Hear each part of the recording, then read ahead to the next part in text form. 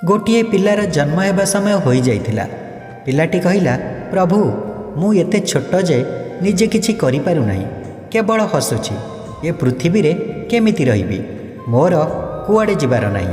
कृपा करी मते आपणक पाखरे रहिबाकु दियंतु। भगवान कहिले, मु तो पई गोटे देवदूत को बाछिछि। से तो पई हसिब, तोर ध्यान रखिब एवं तू तार भल पाइबाकू अनुभव करिपारिबु एवं खुशी रहिबु।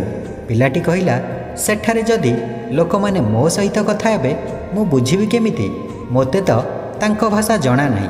भगवान कहिले, तोर देवदूत तो सहित सबुठारु मधुर शब्द रे कथा हेब, एमिति शब्द जहा तू एठारे केबे भी शुणी नथिबु।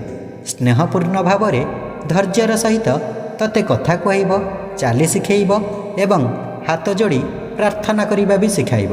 पिलाटी कहिला, मु शुणिछि पृथ्वी रे खराब लोक भी अछंती, तांकोठारु मते किए बंचैब।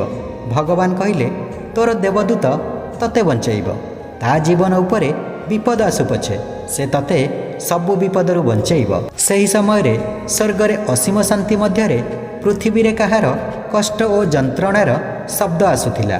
पिलाटी बुझीगला एबे ताकू जीवाकू हेब। से कहिला, हे ईश्वर, एबे मोर जीवार समय होई गलानी, कृपा करी मते से देवदूतर ना कहि दियंतु।